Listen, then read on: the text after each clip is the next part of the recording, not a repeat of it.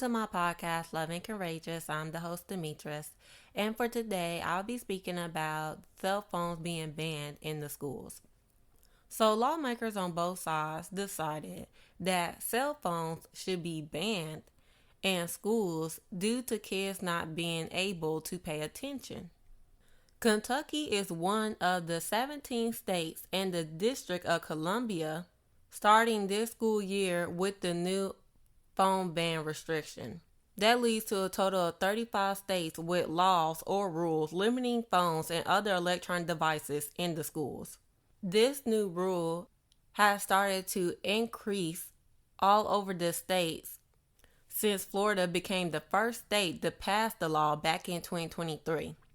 Lawmakers on both sides have came to agreement that phones are bad for kids' mental health and that the cell phones are taking away kids' focus from learning, even though researchers cannot prove this yet. Phones are banned throughout the school day in 18 states in the District of Columbia, although Georgia and Florida impose such bell-to-bell bans only from kindergarten through 8th grade. Other 7 states ban them during class time, but not between classes or during lunch. Now for the students, this is how the new school day ritual will work.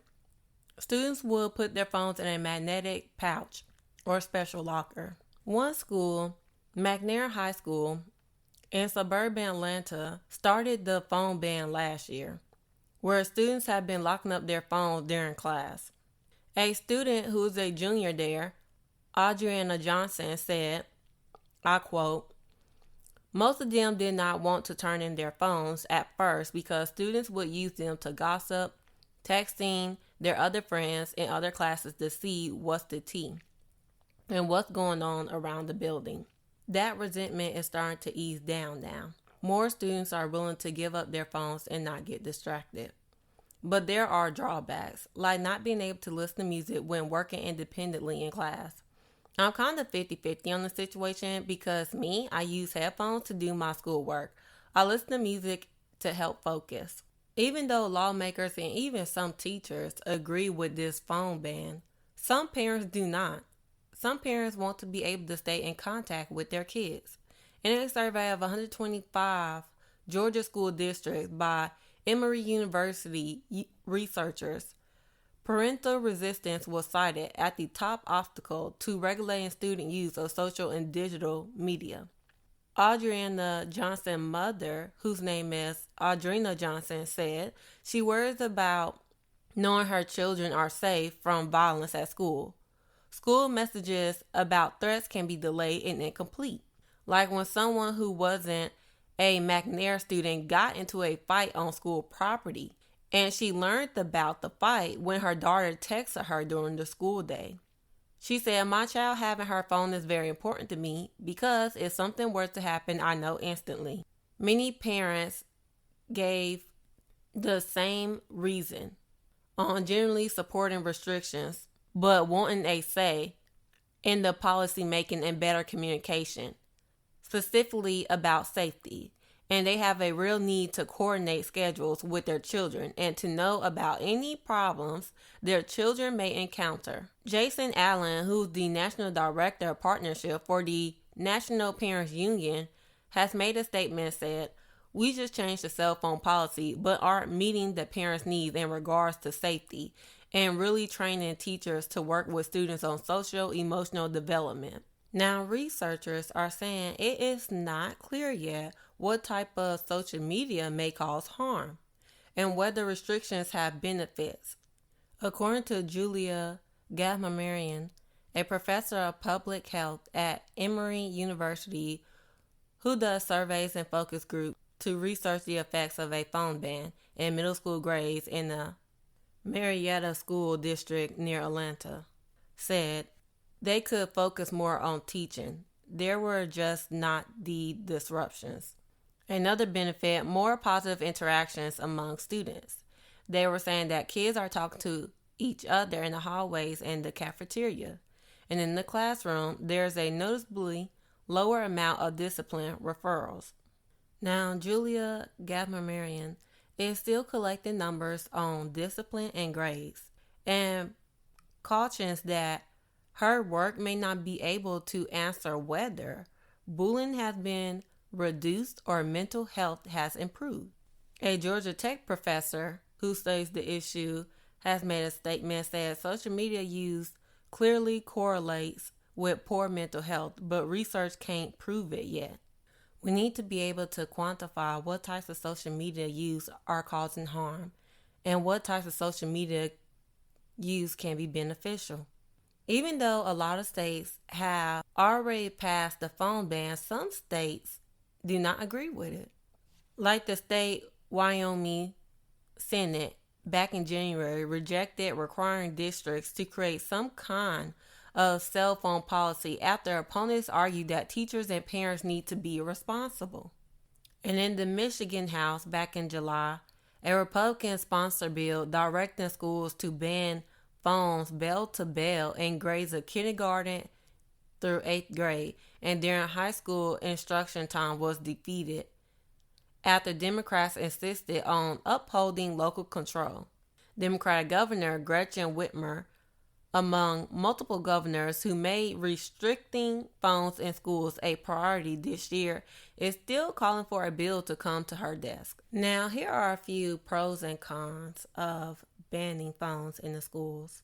Some of the pros is reduce distractions and improve focus. Banning phones can minimize classroom distractions, allowing students and teachers to focus on educational goals and leading to better absorption of information and potentially higher test scores. Decrease cyberbullying.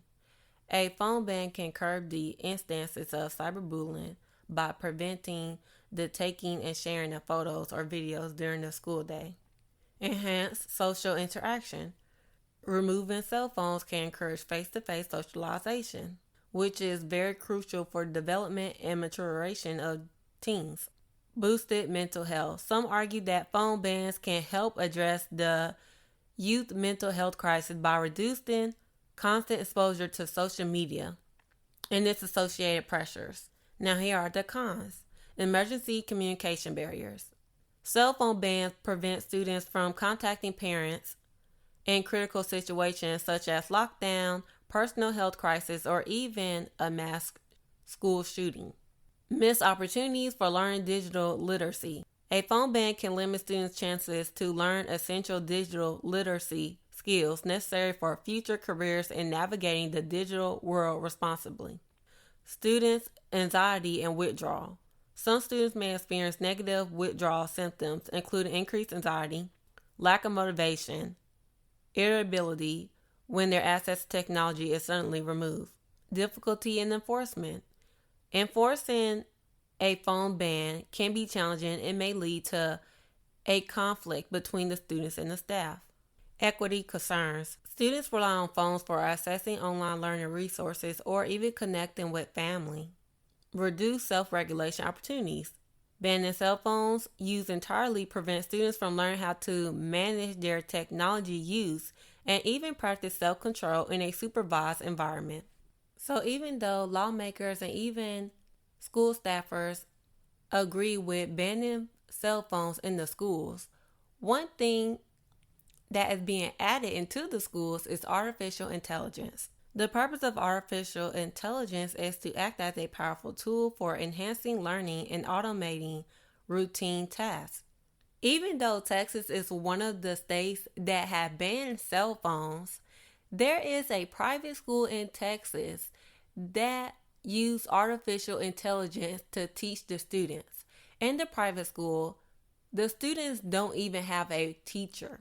The students are working on a tablet or a laptop, and they're learning through AI, but also the students are teaching themselves. There are also other states and schools that use artificial intelligence. However, in the other states, there is a teacher in the classroom. Some teachers that use artificial intelligence use it for lecture reasons and others. I'm going to go over the pros and cons of AI in the classrooms. AI can be used for personalized learning. It can help you tailor your content to individual students' needs and learning styles. AI can help students be more engaged and motivated. It also provides students with immediate feedback. Artificial intelligence offers students instantaneous and detailed feedback on their work, helping them to see their strengths and weaknesses, and also helps teachers to know what to focus on in future lessons. It can be used to create and supplement content. Artificial intelligence power platforms, you can create lessons, assessments, activities, discussion prompts, and presentations by providing a short prompt with keywords. Also, it can result in more inclusive lessons. AI has powerful tools that have previously have made inaccessible material available to students with special needs. Tools that offer text to speech, speech recognition, visual recognition, and more can help teachers adapt resources so that all students have an equal learning opportunity. It also provides greater access to resources. Educators can access a wealth of AI-powered platforms to facilitate and enhance the learning that takes place in their classrooms. A few examples are Canva Magic Write that helps in outlining, lesson planning, and brainstorming. CurvePod, which enables teachers to quickly create interactive lessons. And Quizlet, that can be used to design quizzes that will create a personalized learning path based on each student responses. Artificial intelligence can also make abstract concepts more understandable. Image generating AI tools such as PixArt and Vice can turn complex concepts into more accessible content. Artificial intelligence can also be used to handle administrative tasks. You can use AI to streamline administrative tasks such as grading, communicating with parents, scheduling, and managing student records. This frees up teachers' time to teach. It gives teachers more hands-on time with students and helps to ensure that no students fall through the cracks. Now, here are a few of the cons. One is privacy and security concerns. People worry that their personal data is collected and how it is used, and whether they have knowledge or control of how it is used. Other people worry about having private and sensitive information viewed by others, or having false or misleading information disseminated, and the increasing ease others have in accessing others' personal data. Another con with artificial intelligence is it reduces human interaction. AI may reduce the teacher the student interactions and relationships and take away from the social emotional aspect of learning. If the interactions diminish, students' social skills and interpersonal development will suffer. Teachers need to be aware of this and take care to identify and respond to the social and emotional needs of the students. Another downfall of artificial intelligence is the cost.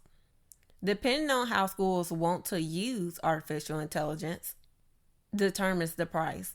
Simple generative AI systems that teachers can use in lesson planning can cost as little as $25 a month, but larger adaptive learning systems can run in the tens of thousands of dollars. Academic misconduct is another one. Cheating and plagiarism are a few concerns when it comes to artificial intelligence. If AI is used to complete assignments or exams or to even write papers, it's unfair to the students who don't cheat, and it undermines the education and learning process for those who do cheat.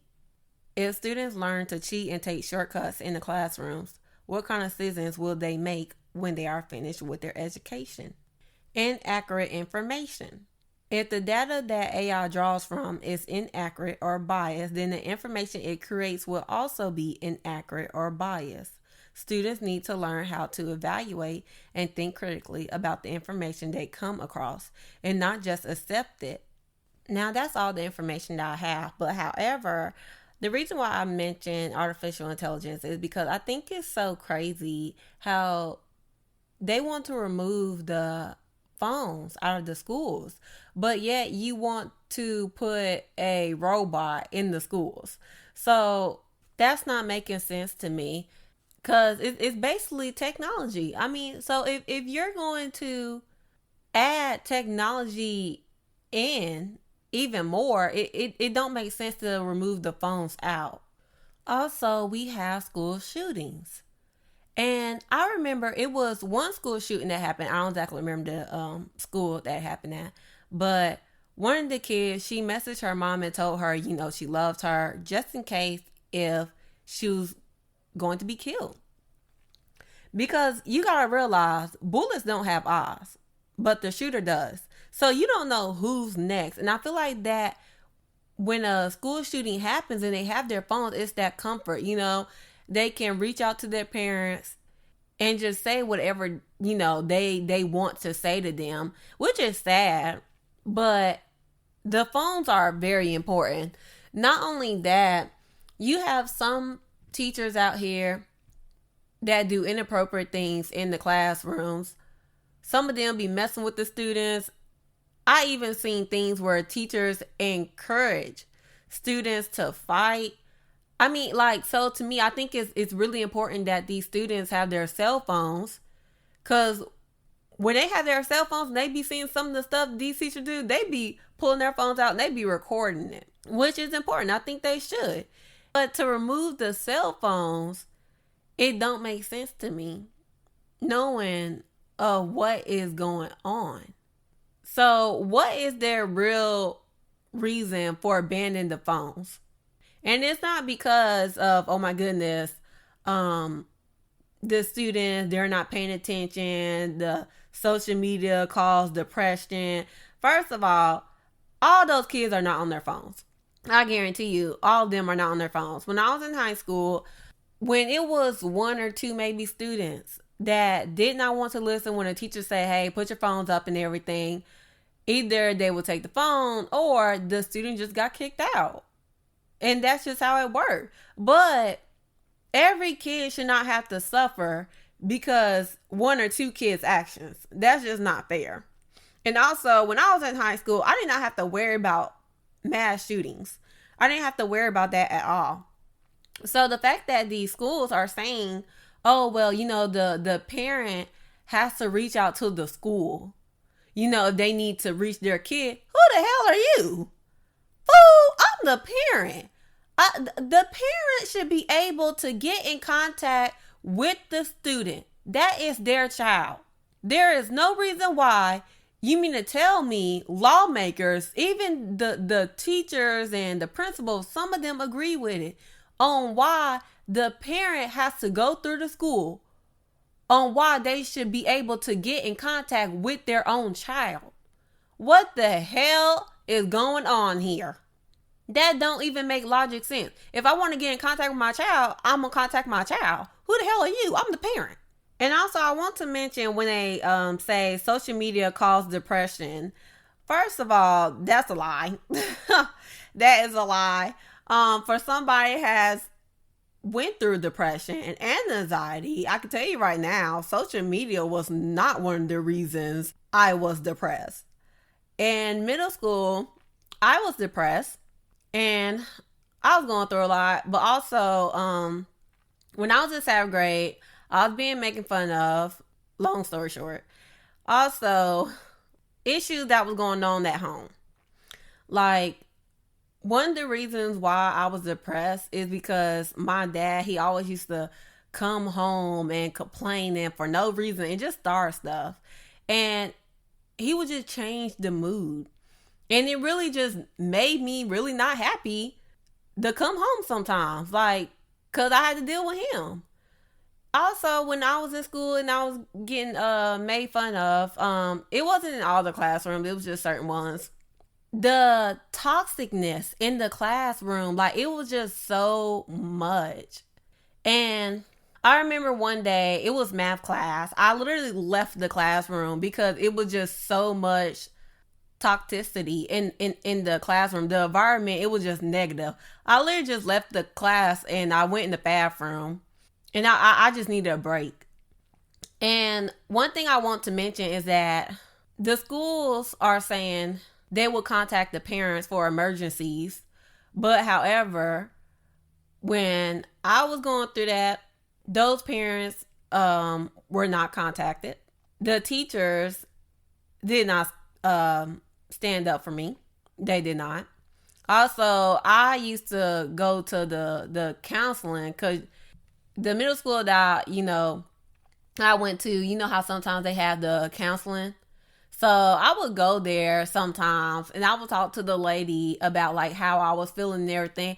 That lady did not have any kind of solution for me. Like, I literally remember when I was just telling her what I was going through, and she was like, well, I wish I had my safety pin, but I don't really have anything for you. And I was just like, why the are you here? Like, what is the point of me, doing this, telling you what I'm going through if you can't help me?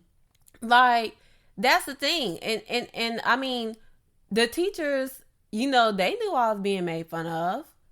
They didn't contact my parents. The only reason how my parents found out was because my sister heard me on the phone talking to my friend, and she found out that I was being picked on. So she went to our parents and told them.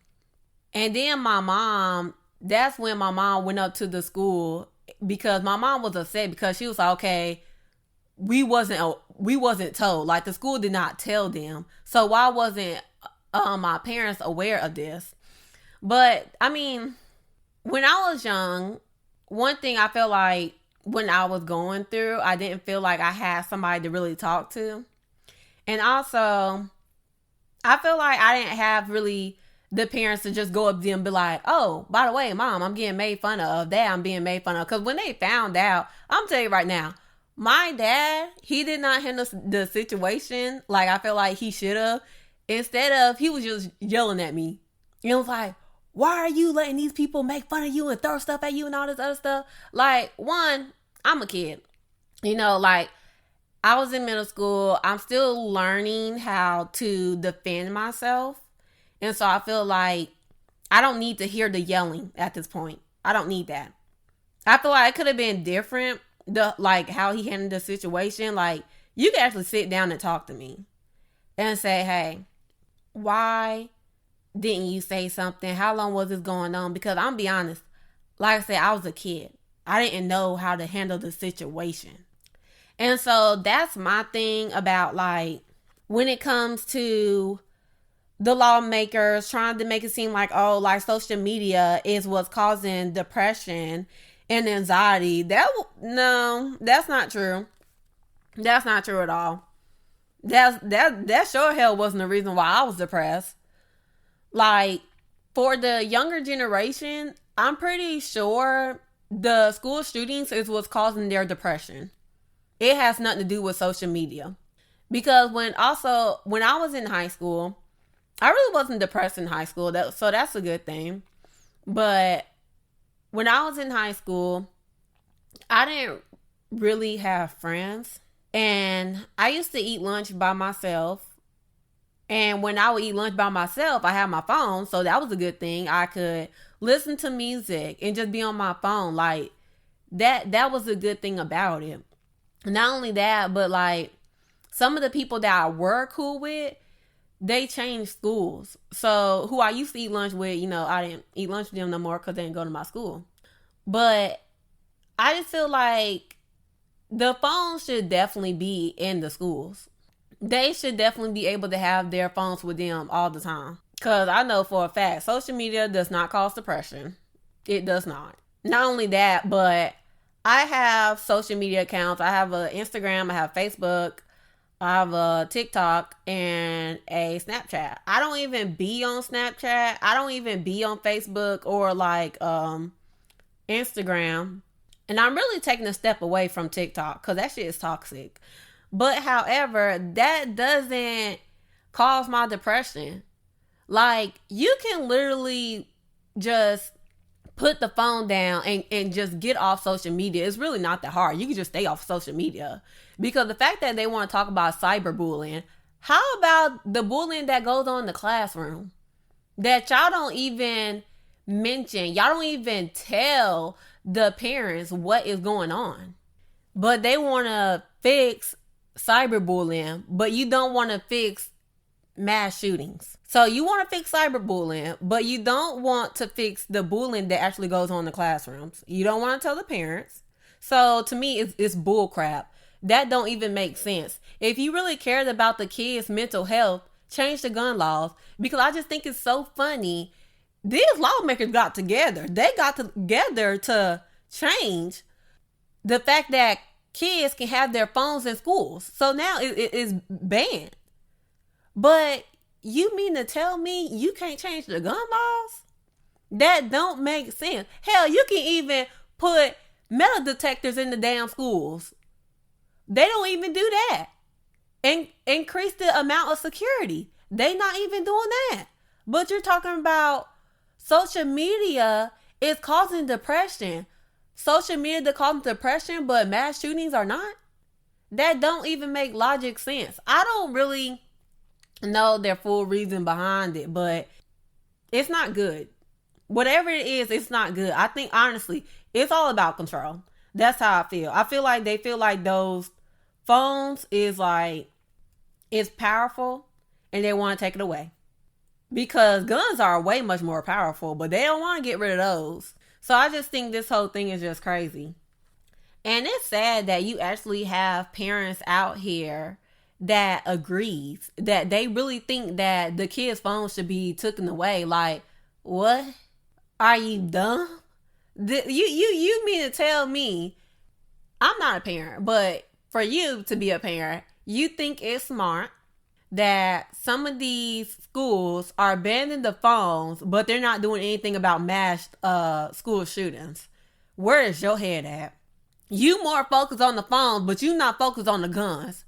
Like, honestly, there are some, they really think it's a good idea. I'm like, what the hell are you talking about? The phones are not hurting the kids. It's the guns. So I'm going to need y'all to get y'all head out y'all ass. This just don't make any sense. There's so many issues with people in America. And one of them is the lack of courage. I think that people have courage to what they want, but not what we need. So, for a prime example, I mean, you had these freaking white folks out there protesting about Social Security. You mean to tell me you want to keep that Social Security, but I have not seen them out there protesting about ending gun laws. You have federal workers losing their jobs, protesting, but no protest for mass shootings. It don't make sense to me. Y'all are using your energy towards the wrong freaking things. And I feel like the issue is that, one, I mean, majority of the shooters are white. So that's a white community. They need to fix their shit. But they're not going to because they don't care. They keep blaming mental illness. It's not mental illness on why they're shooting up the damn schools. But also, I feel like it's a humanity issue. An issue that we have in this country of the fact that we are just settling.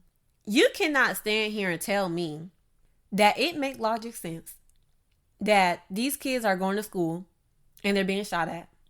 And you think that cell phones are the issue. That don't make logic sense. And the issue that I have is that, one, that mass shootings could stop a long time ago, but they have not, because lawmakers don't want to change it. But also the fact that I think that a lot of parents are not speaking up and fighting back like they should. And with the mass shootings, and now they want to ban the phones, the sad part about it is that the parents are literally just taking their kids to school and be like, yeah, give them your phones. Like, what the hell? Why are we literally just kneeling? It don't make sense to me, because these lawmakers don't care. But if you care about your child, if you care about the safety of these kids, okay, then you need to stand up and you need to speak up. Understand that as a parent, you are the parent, first of all. You are the guardian. You make the damn rules over here.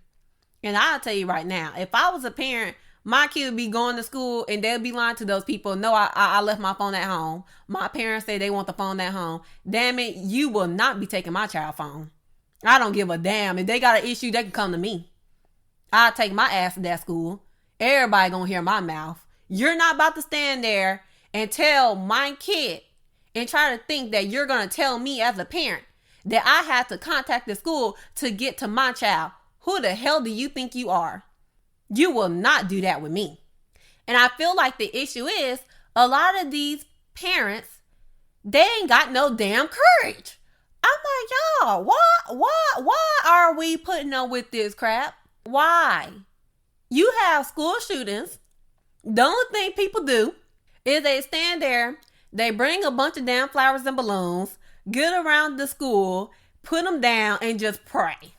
Get in a little damn circle and they just hold hands and pray. What the hell is praying doing? Like, come on now. I'm just being honest here. People need to fight back. You need to get the courage to fight back, because ain't nothing going to get better. If I was a parent, my kid wouldn't be going to no damn school. I protest. And I ain't talking about protesting out in the streets. You can protest by literally not taking your kid to school. Like, if these parents in all these states and all these different schools, if they decide, you know what, we're not taking our kids to school until they change the gun laws. I mean, I'm going to tell you right now, I think it will work. If you really care about the safety of your child, if you really care, find a solution.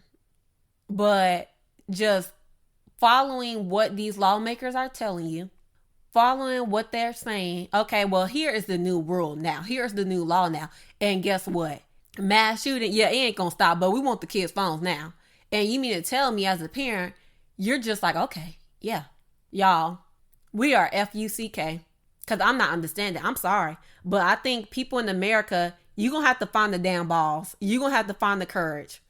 Because kissing the lawmaker's ass ain't going to solve nothing. But that is all that I had to say about the topic. And I'm going to get into the Black History Fact. The Black History Fact will be about Thomas A. Carrington, the black man that invented the stethoscope in 1882 and was patented the same year. He also invented the range oven in 1876, allowing heat to be applied to the top or bottom ovens. That is all for today. Thank you everyone for listening to my podcast, and I hope y'all have a lovely day.